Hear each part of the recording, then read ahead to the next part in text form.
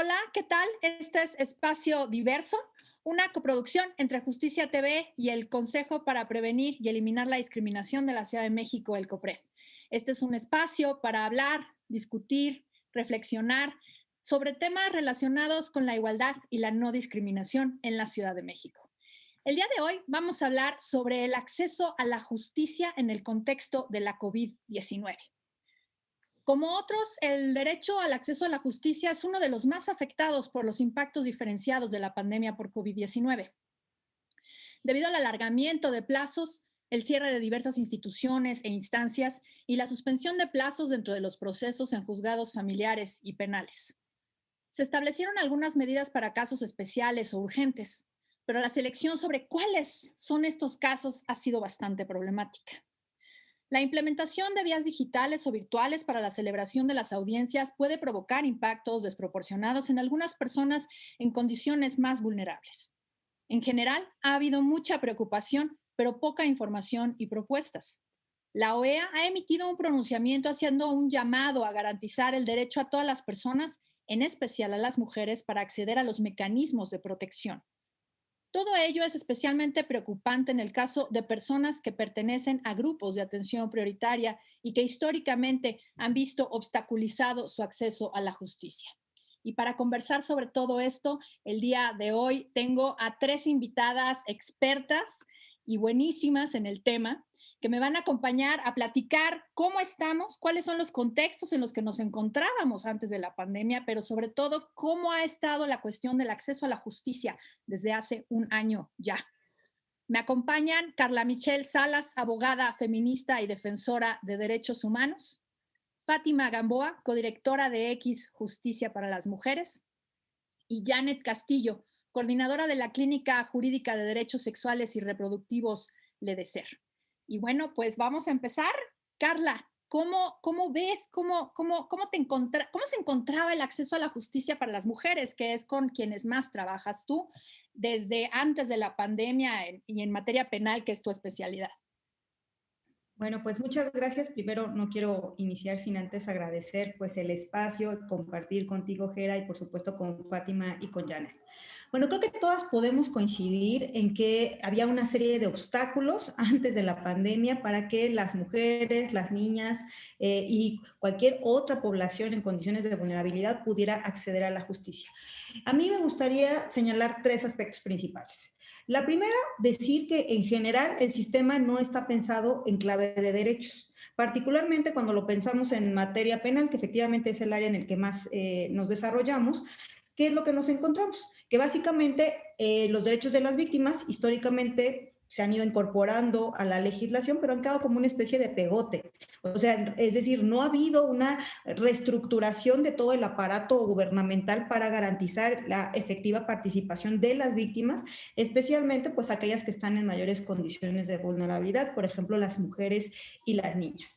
Por otro lado, tiene que ver con, digamos, causas estructurales sobre cómo está pensado ese sistema. Hemos apostado y en general vemos que la mayor parte del presupuesto que se destina al sistema se va fundamentalmente a la materia penal, cuando en realidad los problemas de las mujeres y de las niñas están centrados en otros ámbitos, en el familiar, en el civil, que históricamente son los más abandonados. Y en el materia penal es donde más estamos apostando, digamos, pensando en la capacitación, en los recursos económicos destinados, que se destinan, pero que poco ven a esas mujeres y las características o las condiciones.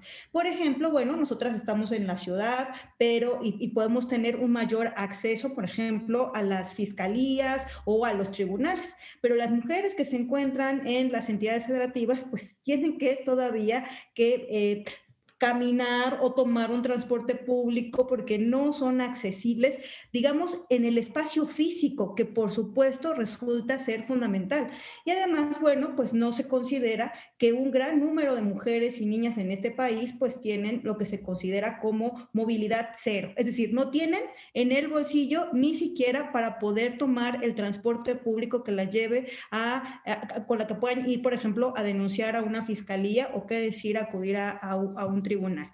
Y también ahí, en este elemento estructural, también decir que hay muchas mujeres que todavía consideran, porque además en los hechos es así, que el sistema de justicia tiene un costo.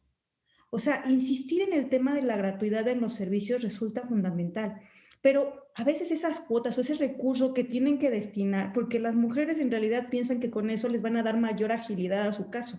Entonces, el darle una propina o llevarle un regalo o un apoyo, eso es tan común, particularmente en las entidades federativas, donde policías, fiscales y personal también de los órganos de jurisdiccionales, pues también no es que haya una cuota o un cobro, porque en realidad el acceso a la justicia es gratuito, pero en la práctica, por supuesto que para las mujeres esto, o sea, sí ocurre. Y bueno, pues generalmente para acudir al sistema se requiere de acompañamiento jurídico. En teoría no tendría que ser así, no tendrían las mujeres para poder acudir al sistema de justicia, particularmente cuando se tratan o están en su calidad de víctimas, pero lo cierto es que pues así ocurre, ¿no? No hay manera de que tú puedas acceder a la justicia si no vas acompañado si no vas acompañada de una asesoría jurídica que pueda representar, además tengo que hacer énfasis en esto, representar efectivamente tus intereses, porque, pues claro, lo que hemos visto es que en la legislación se ha creado esta figura de la asesoría jurídica, pero pues que de pronto sirve pues como figura de ornato, donde en realidad no se representa a las víctimas. Y bueno, esos serían, digamos, algunos elementos que me gustaría aportar, y bueno, mis compañeras seguramente dirán otros elementos. Muchas gracias. Sí, por supuesto, todavía las instituciones de justicia se sienten muy lejanas, ¿no? De la gente y los mecanismos para acceder a ellos y para exigir la garantía de nuestros derechos, pues de repente se convierten en procesos demasiado complicados que requieren, pues sí, de la intervención de personas abogados, abogadas, pero que no siempre son aliados, digamos, de quienes defienden. Janet, cuéntanos, ¿cuáles son los obstáculos que de manera histórica las personas, y especialmente aquellas que pertenecen a grupos minoritarios como personas, por ejemplo, de las poblaciones LGBT, quienes son principalmente con quienes ustedes trabajan desde el EDESER, han enfrentado para acceder a la justicia? Sí, claro, Geraldina. También quisiera iniciar agradeciendo este espacio. Me siento muy honrada de estar con Carla y con Fátima y contigo, platicando de estos temas súper importantes. Y bueno, creo que respondiendo a la pregunta, va un poco en la respuesta que dio Carla, ¿no? O sea, el sistema está estructurado de una manera en la que totalmente desconoce los derechos y el reconocimiento de estos mismos para las personas de la diversidad sexogenérica, ¿no? Entonces, tenemos un sistema cis heteronormativo, ¿no? Que solamente abarca esas estructuras, ¿no? Y que históricamente ha sido lo que ha regulado desde esa visión, ¿no?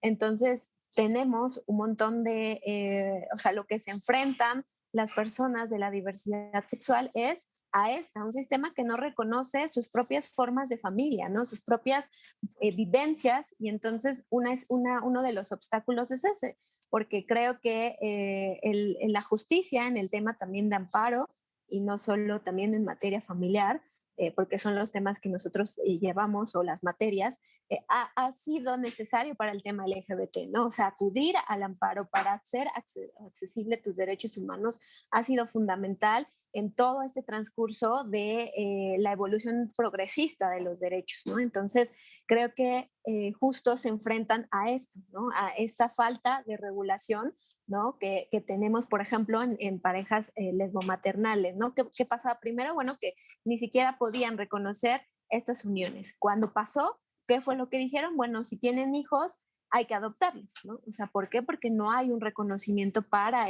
conformaciones familiares, y entonces, ¿qué tuvo que pasar? Pues que se luchó por el reconocimiento de hijos, ¿no? A través de un trámite administrativo que garantizara esto y que obviamente cambiara la estructura y la visión de cómo el registro civil funcionaba, porque en ese entonces es algo que era imposible, y que pasa un poco también con el tema de infancias trans, por ejemplo, ¿no? O sea, es muy común que ellos puedan tener herramientas para garantizar estos derechos, pero no lo ven.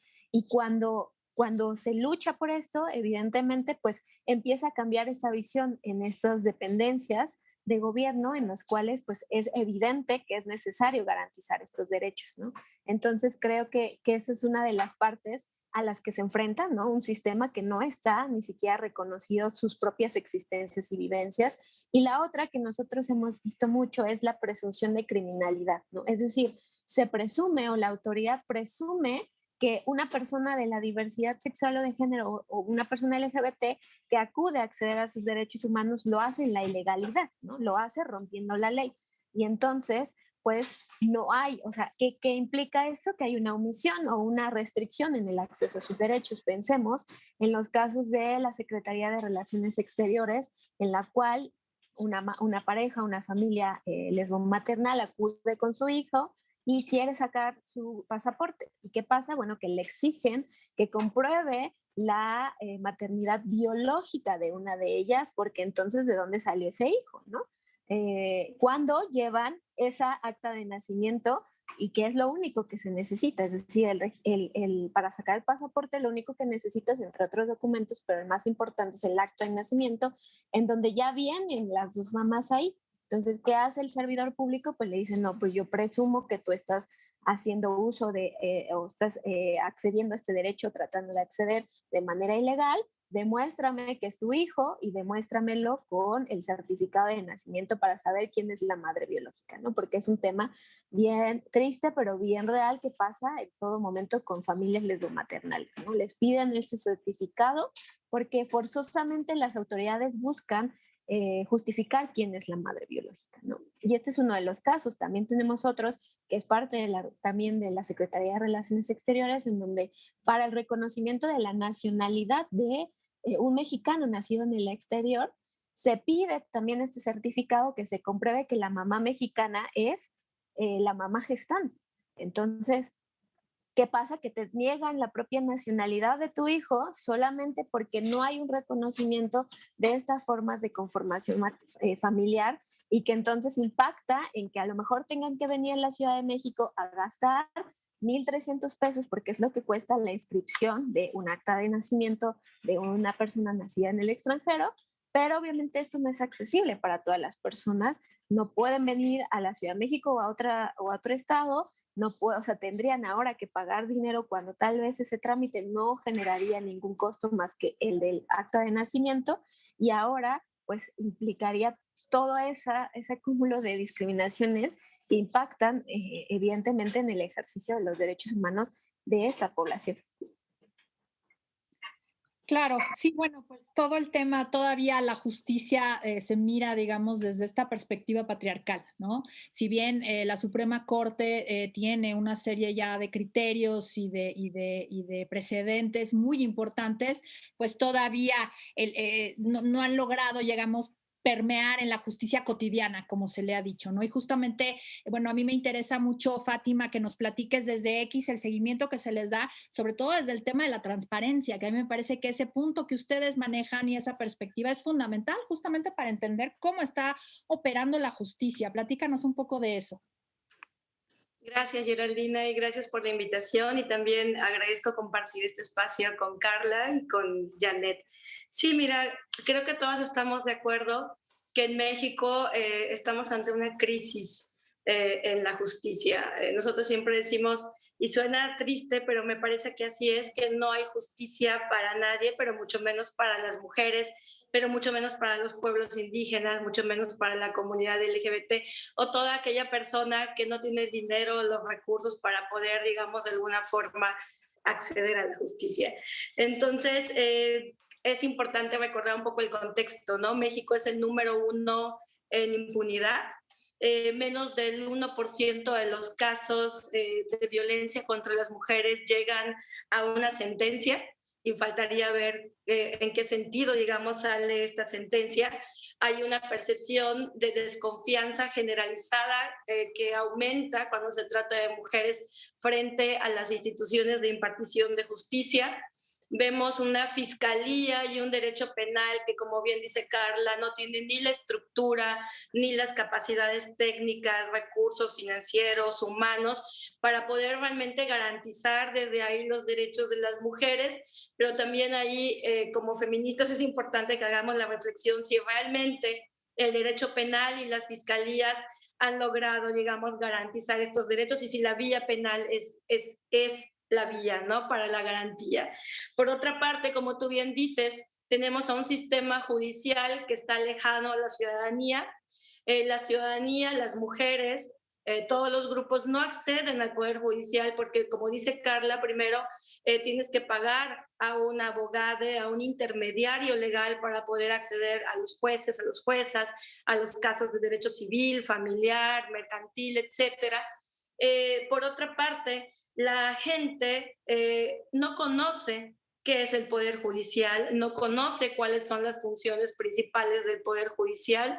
Nosotros hemos hecho varias entrevistas en la Ciudad de México, incluso hace muchos años hicimos una en donde más o menos el 79% de las personas que entrevistamos no conocían qué era el Poder Judicial y confundían la impartición de justicia con la intervención, por ejemplo, del Ejecutivo, del Legislativo o de policías, que son las personas que sí ubican, digamos. En comunidades mayas también hicimos un diagnóstico y nos percatamos que más o menos 160 mujeres mayas, al entrevistarlas de qué era el Poder Judicial, qué eran los jueces y juezas, pues simplemente no sabían qué era esta institución y si no sabemos, digamos, qué es esta institución, cuáles son los derechos que ahí están, nos van a restituir, nos van a garantizar o nos van a reparar, pues entonces tenemos un obstáculo mayúsculo que se traduce en esta falta de información incluso sobre nuestros propios derechos y las instituciones en donde en un primer momento podemos llegar materialmente, ¿no? Creo que ese es un obstáculo muy importante, esta simetría de información, este desconocimiento de la información de a dónde, con quién acudir, cómo acudir, y ya luego todos estos factores de vulneración que es, bueno, ¿cómo le hago para pagar el transporte? ¿Cómo le hago para pagar la abogada? ¿Y cómo le hago para mantener procesos sumamente largos, sumamente burocráticos que me llevan muchos años, si es que lo logro, en poder obtener alguna resolución, digamos, favorable? Otra de las cosas que creo que es importante decir en el contexto, sobre todo en el contexto judicial, es que ya desde 2018, 2019 estábamos analizando justo, pues como tú sabes, Geraldina, no había transparencia en la publicación de sentencias y por lo tanto la ciudadanía no conocía los derechos que ahí se resolvían y tampoco conocía el sentido del cómo se resolvía, por ejemplo, casos de violencias en contra de las mujeres, casos sobre despojos, casos sobre desapariciones forzadas, etcétera, ¿no? Entonces, es interesante porque justo en pandemia algo interesante que sucede es que se logra que se modifique la ley para que todas las sentencias sean públicas y justo hace aproximadamente un mes, mes y medio, la Suprema Corte de Justicia resuelve también para que todas las sentencias sean públicas.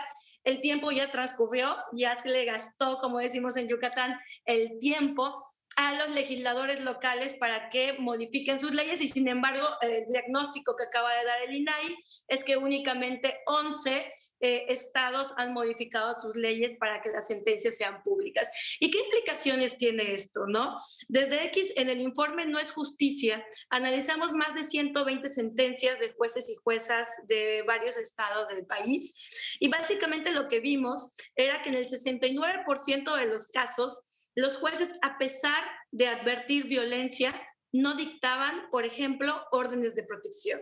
Más del 80% de los jueces únicamente estaban utilizando sus códigos, estos códigos donde hay pasitos, donde hay requisitos, donde hay como toda la cosa del papeleo, pero no estaban utilizando las normas sustantivas de derechos humanos para resolver.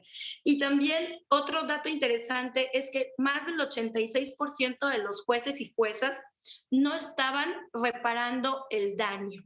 Entonces, esto pues son datos que nos pueden a pensar, digamos, ¿qué les vamos a pedir nosotros como grupos, como pueblos, como mujeres a la justicia? No repetición, verdad, ¿no? Y que además este contexto que estoy platicando es un contexto en el que ya llevamos años y que justo, Geraldina, con la pandemia se exacerbó y se dejó ver cuáles son los intereses y las prioridades de la justicia en donde, por ejemplo, las mujeres nuevamente no estábamos. Sí, sí, sí. Y sobre el contexto de la pandemia, vamos a platicar ahorita que regresemos de esta pausa que vamos a hacer, porque la verdad es que hay mucho de qué hablar sobre la cuestión de acceso a la justicia y de cara a la pandemia, pues como hemos venido platicando en esta serie de programas aquí en Espacio Diverso, las desigualdades se han profundizado, la brecha se ha abierto y el acceso a la justicia desafortunadamente no ha sido la excepción. No le cambien, ahorita regresamos.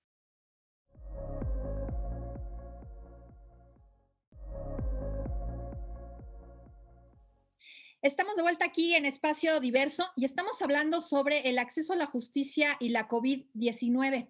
Y bueno, pues en este bloque, pues ya vamos a entrar directamente en materia y me interesa mucho conocer el informe que presentaron, Fátima, desde X sobre el acceso a la justicia y cómo llamaron desprotección judicial en tiempos de COVID-19. ¿Qué es lo que nos reflejan en ese informe, Fátima? Sí, mira, Yera, lo que hicimos es analizar las primeras respuestas de los 32 poderes judiciales al iniciar la pandemia.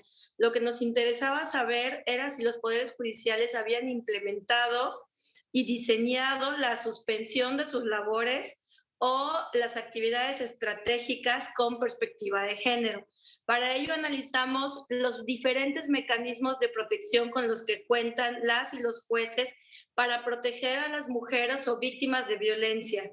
Estos mecanismos, un poco para que el público pueda un poco como entendernos o cacharnos, son mecanismos que pueden proteger a las mujeres que ya están en juicio y mecanismos en los que las mujeres no necesitan estar en ningún tipo de juicio, pero pueden acudir directamente para ser protegidas, que son las órdenes de protección. De manera general, te puedo decir que el dato que tenemos es que el 87% de los poderes judiciales no contempló el funcionamiento de estos mecanismos de protección.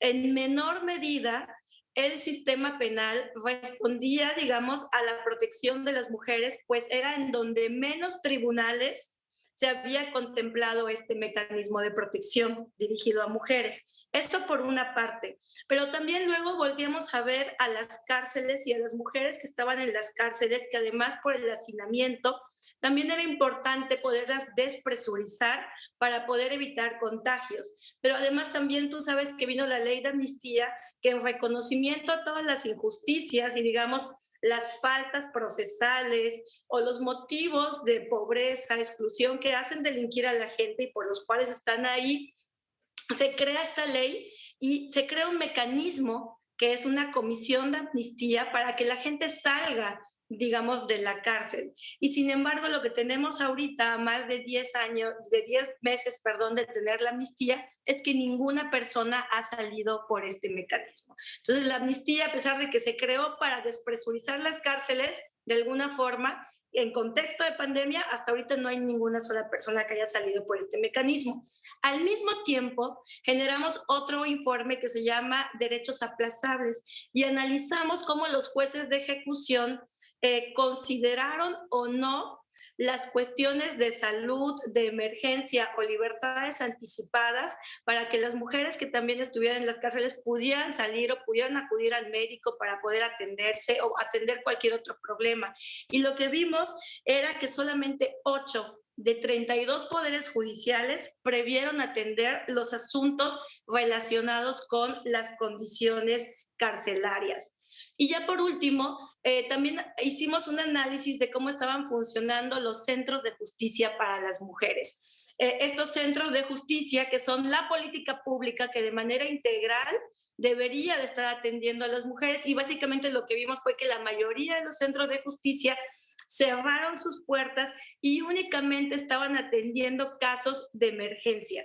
¿Qué entendían por casos de emergencia? Bueno, documentamos varios casos que únicamente si la violación sexual había sucedido en ese día.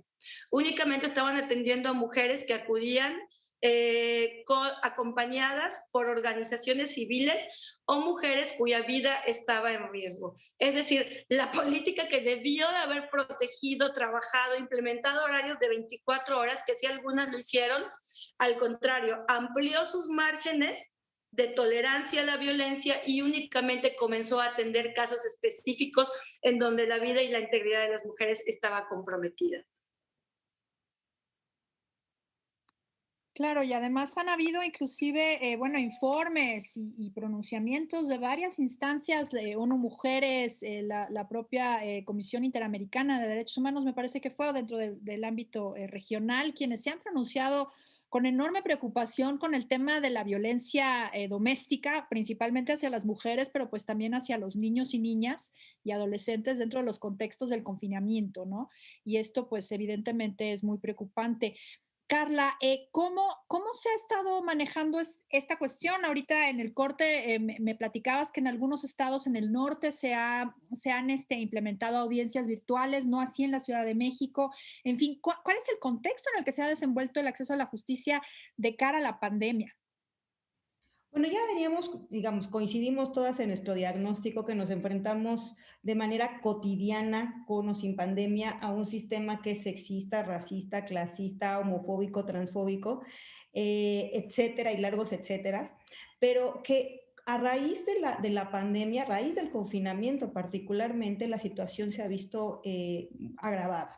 Ya lo mencionaba Fátima, ningún tribunal o prácticamente fueron muy pocos los tribunales que consideraron como un elemento prioritario precisamente no solo las órdenes de protección, sino la justicia familiar. O sea, elementos tan fundamentales como la guardia, custodia, como la pensión alimenticia, no simplemente pues para los tribunales no se consideraron actividades prioritarias. Tú mencionabas claramente, ¿no? Cómo a partir del confinamiento la violencia doméstica y la violencia sexual en contra de mujeres y niñas también se ha incrementado de forma alarmante. Eso lo ha reconocido el propio gobierno federal, bueno, diré una parte del gobierno federal, pero es claro, digamos, las estadísticas en los estados. Y sin embargo, pues no tenemos un sistema de justicia que se haya preparado o que le pueda hacer frente con las herramientas, con las posibilidades que tiene para precisamente atender de forma prioritaria a quienes están en mayor condición de vulnerabilidad. En este sentido, lo que tenemos identificado es que solamente algunas entidades federativas, particularmente del norte del país, son quienes sí pudieron continuar, digamos, con la actividad de los tribunales. Incluso muchas de las audiencias eran transmitidas a través de páginas electrónicas de YouTube, por ejemplo. No así en la Ciudad de México. Digamos, decíamos, la capital del país tendría que tener una serie de herramientas tecnológicas, capacitación en términos humanos, precisamente para, pues, utilizar la tecnología, la mayor conectividad que tenemos, etcétera. No fue así. Incluso yo me atrevería a decir que la pandemia fue un pretexto más para ya de por sí el retardo que hay injustificado en el sistema de justicia, pero también para fomentar la opacidad.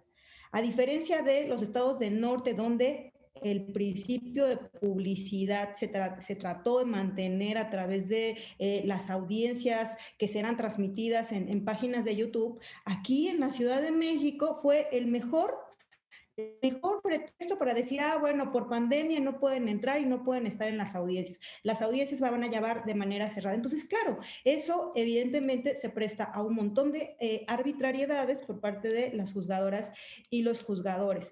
La Ciudad de México, pues claramente y es terrible por la cantidad de población que hay, por la cantidad de asuntos que hay, que claramente, bueno, se han visto con un retraso excesivo. Tenemos audiencias que están prácticamente citándolas para octubre de este año. Entonces, bueno, claramente el sistema de justicia y el acceso a la justicia de las personas no fue una prioridad para el Poder Judicial. Sí, la suspensión de plazos, ¿no? Se alargó y bueno, pues no se tomaron medidas alternativas, digamos, ¿no? Y esto evidentemente causa un rezago impresionante porque, bueno, evidentemente está todo lo que teníamos en el 2020 más lo que se fue acumulando y entonces ahora pues ya tenemos un cuello de botella muy, muy importante y muy grave porque justo, ¿no? De repente se tomaron decisiones con respecto a asuntos, digamos, o decisiones que tenía que tomar el Poder Judicial que se consideraban importantes y no así, por ejemplo, la guardia y custodia. Era como, bueno, eso puede esperar, pero en realidad impactan en la vida de las personas de manera muy, muy importante y muy grave, ¿no? O sea, me parece que al final del día, y como nos enseñan en las escuelas de derecho, me podrán corregir compañeras, la justicia pues al final del día trata sobre nuestros derechos y nuestras vidas. Entonces al final pues todas las decisiones que se toman en un juicio pues afectan nuestra vida, nuestro patrimonio y en general nuestros derechos. Entonces, pues creo que todos eran importantes, ¿no? Janet, platícanos ustedes qué obstáculos han encontrado, cuál sería el diagnóstico que tienen ustedes desde el EDESER sobre el acceso a la justicia en tiempos de pandemia. Sí, creo que es muy parecido, pero yo o sea, enfatizaría en que el sistema paró completamente, ¿no? Es decir, no hubo realmente un acceso continuado, ¿no? Que pudiera gestionar los derechos de las personas que tenían que acudir a un tribunal, sino literalmente en el momento en el que nos dijeron tenemos que cerrar, cerraron y no hubo más, ¿no? Y sobre todo en la Ciudad de México, como dicen que es la ciudad de derechos, la ciudad que cerró completamente los tribunales y que había muy pocos casos que se consideraban urgentes y que entre eso pues había un montón de falta de certeza de si realmente eran urgentes o no, o cómo podrías tú acudir, a qué lugar estaba abierto, cuáles no. O sea, todo eso fue algo que realmente paró completamente. O sea, no hubo alternativa para acudir a acceder a la justicia, sino realmente hubo una completa obstaculización para la misma, ¿no? Y creo que un poco, como le dice Carla, y yo considero que sí, que es una justificación la pandemia para el rezago en todo lo que hay con la Administración de Justicia, ¿no? O sea, hay audiencias que nos señalaron de noviembre hasta marzo de este año, ¿no? Hasta mediados de este marzo. ¿Cuántos meses son? Y que solamente se justifica y que no hay una herramienta jurídica que tengas al alcance para poder combatir, ¿no? Esa dilación procesal, porque es, no, pues es pandemia y tú, pues sí, pero no hay suspensión de derechos, sí, pero es pandemia, ¿no? Entonces, creo que también lo que nosotras vimos es, por ejemplo, en temas federales. Nosotros trabajamos mucho con los juzgados de distrito y si bien ellos trataron, o sea, de gestionar a través de los juicios en línea o los casos urgentes, también hubo uno, pues algo real, que fue la falta de recurso humano, ¿no? Porque pues hubo muchas personas que tuvieron que entrar a su domicilio o resguardarse porque eran de una edad vulnerable y entonces tenían que regresar a casa. Entonces había actuarios, había solo un actuario para un juzgado o dos. Entonces es muy poco, ¿no? Entonces, por ejemplo, también una notificación a una autoridad responsable en tiempos de pandemia duró 6 meses. O sea, 6 meses en lo que hubo una sentencia que ganamos y que hasta 6 meses después se le notificó a la cuarta sala, ¿no? Que es el tema familiar, el que nosotros vemos. Y entonces, ¿qué implica? Bueno, que es un montón otra vez de este tiempo que tenemos que esperar para acceder a la justicia cuando prácticamente tendría que pasar mucho menos para que se pudiera ejecutar una sentencia, ¿no? También, por ejemplo, creo que hablar de la forma en la que ahora tenemos que a los juzgados ir unas filas de 2 a 3 horas para entrar a revisar un solo expediente. Entonces, ¿qué implica? Estamos diciendo que es accesible la justicia porque no es gratuita, porque no es accesible en distancias para las mujeres o para las personas de la diversidad y que además es también no es accesible en cuestión de cómo está estructurada, pues ahora la vemos muchísimo más lejana, ¿no? ¿Por qué? Porque las personas tienen que pasar por todo este tramo que implica obviamente un desgaste y obviamente también un costo extra, ¿no? Porque obviamente los abogados o abogadas están cobrando muchísimo más por formarse o formar a sus pasantes muchas horas o todo el día para acceder a revisar un expediente o inclusive también en dilaciones procesales porque la gente no puede acceder a ver su expediente, entonces pues no sabe que hay una prevención, no sabe que tiene que desahogarla, ¿no? Y entonces esto implica un montón de rezago eh, que, que, que vulnera cada uno de los derechos, ¿no? Y creo que también tener en cuenta un contexto, ¿no? O sea, la precarización de las personas, por ejemplo, de la diversidad, que es algo que nosotros notamos en nuestra red COVID, que fue la red que creamos para pues dar asistencia y ayudar a las personas de la diversidad y mujeres durante la pandemia, que había muchas personas que habían tenido que salir de sus hogares y ahora buscaban refugios, que tenían que regresar a sus hogares donde eran violentados y que entonces eso implicaba un desgaste emocional también. Entonces, todo esto a la justicia pues es un desgaste muchísimo más grande el que una persona tendría que someterse al solicitar la justicia, ¿no? Y verla tan lejana ahora creo que hay un abismo entre eso, ¿no? Entre la persona que necesita y la solicitud, ¿no? Entonces creo que también es eso y también hablar de justo de las medidas que se generaron para estos casos urgentes, porque también fueron muy discrecionales, ¿no?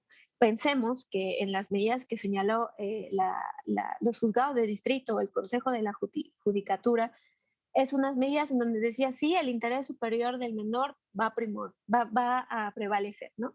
Pero es a consideración del juez. Entonces, ¿qué nos pasó en uno de nuestros casos? Era pandemia, no podíamos esperar más, teníamos que presentar un escrito, acudimos a un juzgado que era el de turno, que es un juzgado de distrito en materia civil, y nos dijo, no, ya leí tu demanda y yo no considero que sea un caso urgente. Entonces tuvimos que esperar una semana para que cambiara el turno, porque los turnos duran una semana, y el lunes siguiente lo volvimos a presentar y caía en otro juzgado. Y ese juzgado nos dijo, claro, es un caso urgente, lo voy a admitir como urgente y vamos a darle trámite. Entonces, no hay certeza jurídica ahí. Y tú le preguntabas a las personas, pues no hay certeza, tú como garante, tú que revisas amparos y que tú siempre hablas de certeza, pues ¿por qué simplemente me das una negativa en donde no hay ni siquiera fundamentación y literal nos dijeron, pues es que ya lo leyó el juez y no consideran que sea urgente? Y yo les pregunté, bueno, pues ¿cuál es el criterio para no considerarlo urgente? Y me dijo, pues no hay criterio, solo ese criterio de que no es urgente para el juez, ¿no? Entonces, así en miles de casos y así se replica en el actuar cotidiano y que entonces, ¿qué implica? Pues muchísimo más tiempo, mucho más costos, mucho más desgaste, porque hay que esperar 3 horas en lo que lo lee el juez ahí afuera de San Lázaro, y en lo que regresan a entregarte tu documento de que te dicen, no, no te lo vamos a aceptar y no hay de otra, o sea, no hay a dónde ir porque todo está cerrado. Y durante ese tiempo que estuve esperando, hubo muchas personas que llegaban y solamente querían recibir información porque no sabían qué hacer con sus casos y no estaba abierto, ¿no? Y no podían presentar un amparo como lo supuestamente es más accesible. Y creo que es algo muy, muy de terror lo que está pasando ahora.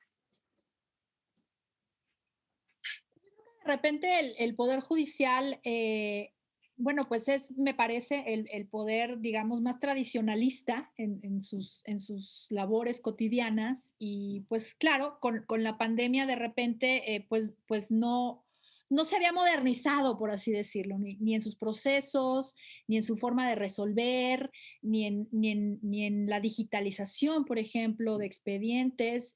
Por ejemplo, el hecho de que todavía se cosan los expedientes es algo verdaderamente arcaico, que, pues digo, esos deberían de ser expedientes electrónicos, ¿no? Pero bueno, la mirada al futuro la vamos a tener ahorita después de este corte, en donde vamos a platicar un poquito sobre, pues, qué medidas deberíamos de estar implementando y qué deberíamos de estar esperando del Poder Judicial. Estamos hablando sobre acceso a la justicia y COVID. Estamos en Espacio Diverso. No le cambien. Ahorita nos vemos.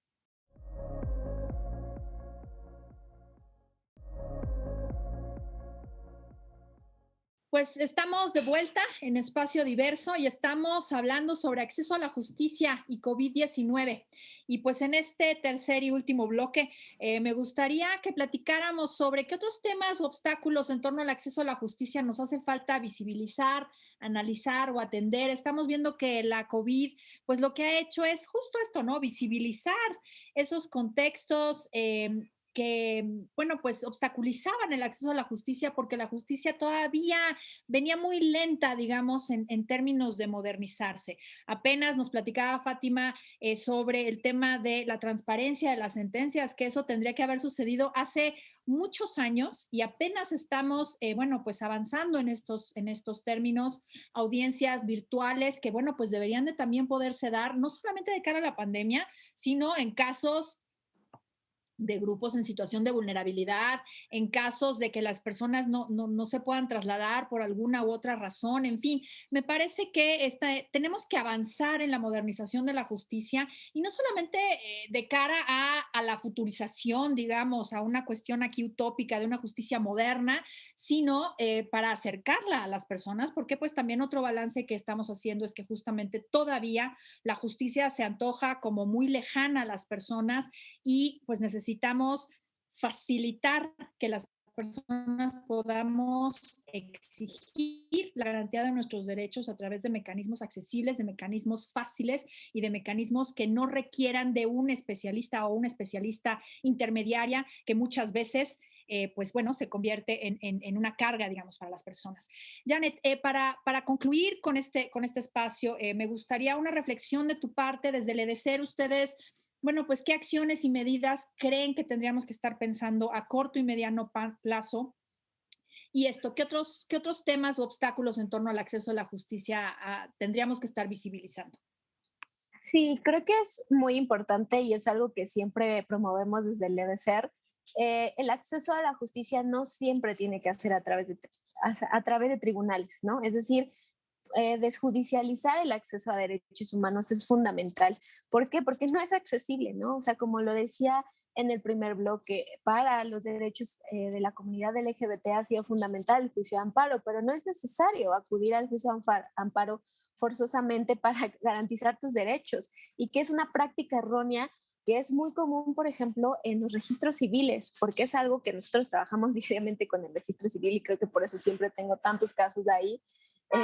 Pensemos, el registro civil en un trámite, por ejemplo, para el reconocimiento de la nacionalidad o el registro de dos mamás en un estado en donde no se reconoce el matrimonio de parejas del mismo sexo, te dice, bueno, no, aquí no te puedo hacer este registro porque pues vienen dos mamás y es un registro de otro país, pero sí puedes ir a un juicio de amparo y ya cuando vayas al juicio de amparo, tú vienes con tu sentencia y yo te lo cumplo, ¿no? Entonces yo te garantizo tu derecho, pero yo, o sea, yo sé que es tu derecho. Yo como registro civil sé que es tu derecho, pero yo sé que tienes que ir, no sé por qué, pero a un juicio de amparo para que un juez me lo ordene. Y es prácticamente lo que pasa en todos, ¿no?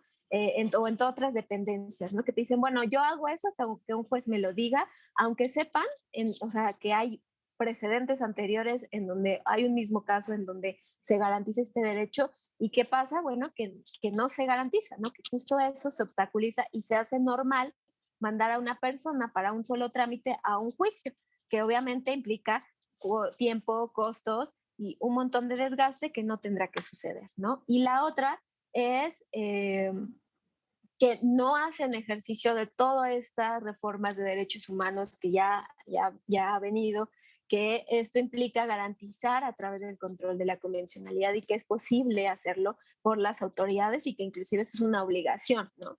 Y que ya hay criterios, ¿no? Es decir, ellos no tendrían que generar criterios, sino que ya los hay, ¿no? Justo en esta misma dinámica de que el registro civil sabe que te tiene que mandar a un juicio de amparo porque sabe que es tu derecho, en esa misma dinámica sabe que hay precedentes ya que puede aplicarlos y que entonces no necesita analizar la ley más que garantizar, ¿no? Derechos humanos a través de esta lógica del control, ¿no? De la convencionalidad y que inclusive hay instancias, se puede acudir a instancias como COPRED, como CONAPRED, que le permitan visibilizar todo este marco, ¿no? Entonces creo que es fundamental partir de esa idea, ¿no? De buscar desjudicializarles porque no es accesible para todas las personas.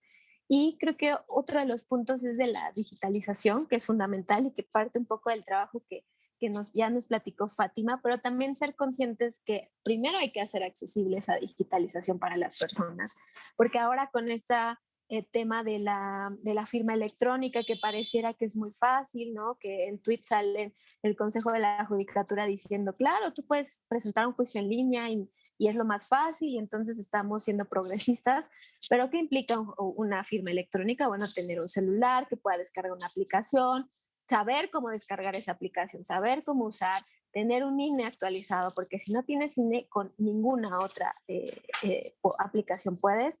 Y, por ejemplo, es algo que nos pasó a nosotros, ¿no? Tuvimos un problema para poder sacar la FIREL, nosotras que somos abogadas, que tenemos acceso a todo esto, y entonces para cancelar una supuesta cita que no hicieron porque no sabíamos que se tenía que hacer forzosamente con el INE, porque no fue claro el manual que sacaron, entonces para cancelar la cita que nos dieron, porque si no la cancelaba no te dejaba hacer el trámite de manera electrónica, pues pasaron como 2 meses, porque no te respondían, porque no había nadie, porque no sabías a quién acudir, porque si llamabas no había una respuesta, ¿no? Entonces, imagínense, nosotras que tenemos acceso y que conocemos la ley y que sabemos más o menos cómo funcionaría, no pudimos sacar una firma electrónica porque hubo un error ahí, porque una falta de comunicación, una falta de explicación cómo es el proceso. Entonces, creo que es fundamental garantizar que estos procesos de digitalización primero sea funcional, ¿no? Porque incluso, por ejemplo, también los trámites que ahora se hacen muchos, pues se hacen a través de una plataforma o que manda un correo, pero el correo nunca ha respondido. Entonces, ¿a quién vas y le dices, oye, no me responde? Entonces, creo que también justo volvemos, ¿no? O sea, si se digitaliza y no se piensa en estos factores estructurales, pues entonces sirven para justificar los retrasos y sirven para vulnerar y seguir vulnerando derechos humanos. Claro, no, bueno, es fundamental tener una perspectiva de derechos humanos, ¿no? Para toda esta modernización justamente de lo que hablamos. Carla, ¿cuál sería tu perspectiva? Acciones o medidas a corto y mediano plazo, ¿qué otra cosa tendríamos que estar visibilizando? Bueno, puede parecer una obviedad porque justamente es algo que ha estado presente en lo que hemos comentado, pero es que se tiene que asumir que el acceso a la justicia es una prioridad. O sea, el entender que es un derecho, por supuesto, en sí mismo, pero que es una herramienta que nos permite acceder a otros derechos. En este contexto de pandemia, donde lo que hemos visto es precisamente que el Estado se va desmantelando, se va diluyendo, el pensar en clave de derechos humanos cada vez se convierte en algo que no resulta prioritario para el Estado y me voy a explicar.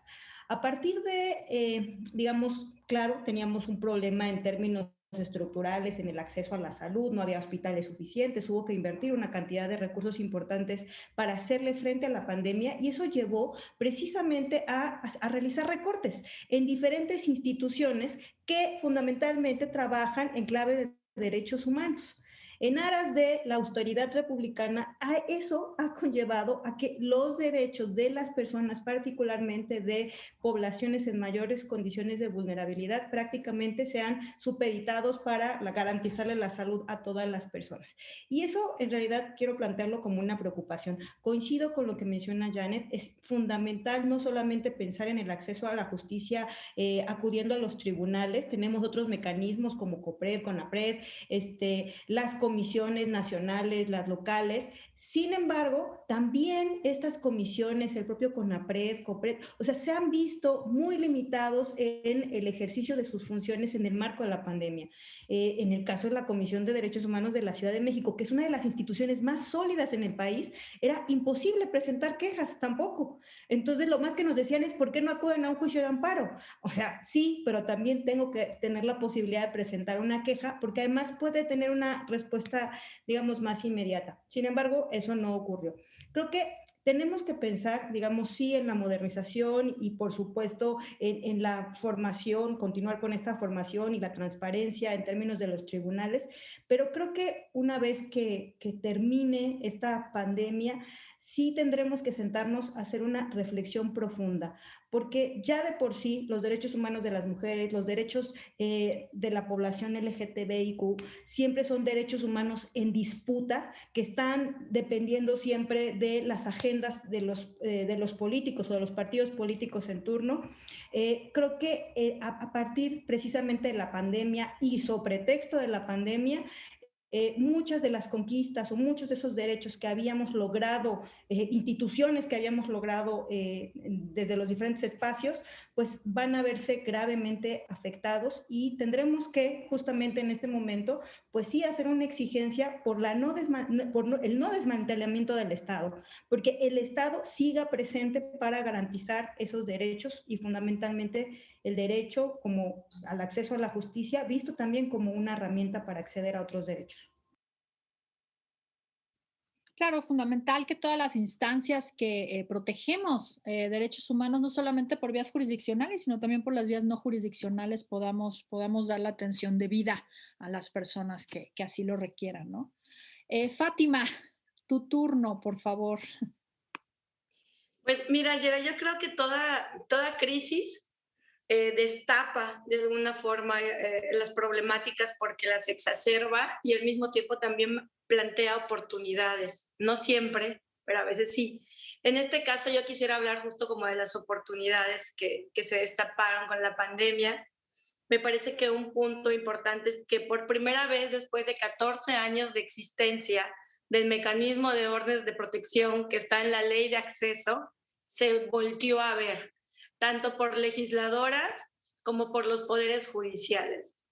Nos dimos cuenta cuando se volteó a ver este mecanismo como el mecanismo además que es el idóneo para combatir y prevenir la violencia en contra de las mujeres, como este mecanismo estaba muy ligado al sistema penal y como había toda una serie de requisitos que incluso eran inconvencionales y que no atendían, digamos, al estándar de protección de los derechos de las mujeres. Algo sumamente interesante que trajo la pandemia es que a partir de este diagnóstico, por ejemplo, de desprotección judicial, los poderes judiciales comenzaron a voltear a ver a sociedad civil diversa, de los estados a X, a sociedad civil, y comenzaron a decir, es verdad, fallamos en implementar estrategias. Entonces, hubo una escucha por parte de muchos poderes judiciales y hubo estos procesos súper interesantes de justicia abierta en donde se empieza a co-construir, por ejemplo, criterios para dictar órdenes de protección entre sociedad civil local y los propios poderes judiciales. Estos ejercicios de co-creación que para mí son sumamente como valiosos y que sería bueno extender esta práctica y estos criterios a otros poderes judiciales. De alguna otra forma, también se acaba de reformar las órdenes de protección, acaba de salir la ley, tiene algunos avances, sigue teniendo algunas deficiencias, pero esto va a hacer que a nivel estados de la República se abra la discusión legislativa sobre cómo se tiene que legislar sobre este mecanismo.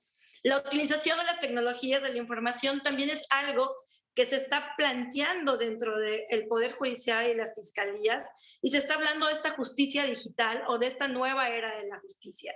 El peligro es que, como dice Janet, es que lo que está sucediendo en la realidad de la justicia, de los tribunales, que es la burocracia, simplemente se traslape a la justicia digital. Y que si bien sea justicia digital, no por eso sea ni accesible a todas las personas, ni menos burocrática. Entonces creo que eso es también muy importante. Por otra parte, también me parece que en el caso de los pueblos indígenas, algo que sucedió es que se aplicó el quédate en tu comunidad. Entonces que muchas personas, hombres y mujeres, no pudieron salir a la justicia estatal.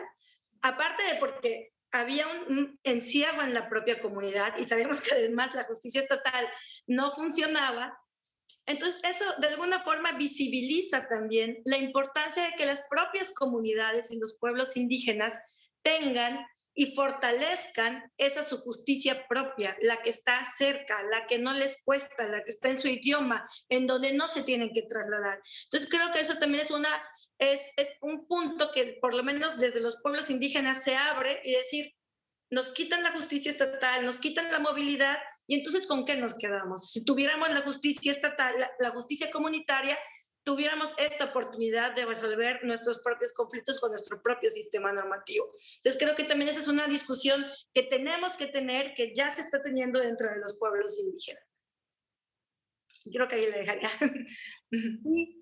No, bueno, pues es que es muchísimo, Fátima. Me parece que, o sea, justo esta reflexión que haces sobre las oportunidades frente a la pandemia, me parece que es fundamental en todas las áreas, ¿no? No solamente en el tema de acceso a la justicia, pero en todas, porque justo estamos viendo, y esta serie de programas es justamente lo que hemos estado tratando de visibilizar, ¿no? Cómo en estos contextos de desigualdad en que ya nos encontrábamos, la pandemia vino a exacerbar o a visibilizar, digamos, de manera mucho más clara estas brechas de desigualdad, las ha profundizado, pero son áreas de oportunidad. O sea, quiero decir, una vez que las tenemos sobre la mesa, pues entonces me parece que lo que tenemos que hacer todas nosotras, todas las personas que nos han acompañado en esta serie de programas, quienes trabajan junto con las organizaciones como X, como Ledecer, quienes trabajan junto con abogadas como Carla, bueno, pues no soltemos el tema, ¿no? A mí me parece que es fundamental decir, a ver, bueno, de aquí no podemos regresar a lo que se ha dicho, esta nueva normalidad. Yo creo que nadie queremos volver a lo que teníamos antes, más bien es replantearnos cómo le vamos a hacer para acceder a nuestros derechos, para garantizar que los grupos de atención prioritaria accedan a sus derechos y que no tengan estos mecanismos que de repente parecen ciencias ocultas. No es posible que el amparo siga siendo una herramienta tan técnica que ni siquiera quienes estudiamos derechos a veces le entendemos. Entonces, a mí me parece que eso no puede ser y que justamente la vía para exigir nuestros derechos no sea únicamente la jurisdiccional, como bien decía Janet y también acompañaban tanto Carla como Fátima, sino que haya muchas otras vías, algunas más expeditas, algunas más complicadas, pero que haya un abanico de posibilidades para poder acceder a nuestros derechos y, como decía Fátima, que no sea solamente, digamos, desde la mirada occidental, digamos, desde estos paradigmas, digamos, coloniales del derecho, sino también que se tomen en cuenta los usos y costumbres de las comunidades para resolver los problemas, ¿no? Y todo esto, bueno, evidentemente tomando en consideración los principios básicos de la dignidad y de los derechos de las mujeres principalmente, ¿no? Porque ese es todo un tema. Entonces, pues bueno, este ha sido un gran programa. Siempre termino diciendo lo mismo, pero bueno, pues es la realidad. Hay tantas cosas de qué hablar sobre el acceso a derechos, los contextos de desigualdad en que viven los grupos de atención prioritaria, que siempre necesitamos tener un segundo programa sobre el mismo tema, pero bueno, pues siempre se nos acaba el tiempo. Les agradezco mucho a las tres por esta muy rica conversación y bueno, pues sobre todo nos quedamos con qué es lo que tenemos que hacer de cara a la pandemia y el acceso a la justicia, pero no solo de cara a la pandemia, sino de cara al futuro, porque no queremos volver a una normalidad en donde no todo el mundo tiene acceso a la justicia. Carla, Janet, Fátima, muchísimas gracias. Y bueno, pues este es Espacio Diverso. Les agradecemos habernos acompañado el día de hoy. No nos vemos a la próxima. Chao.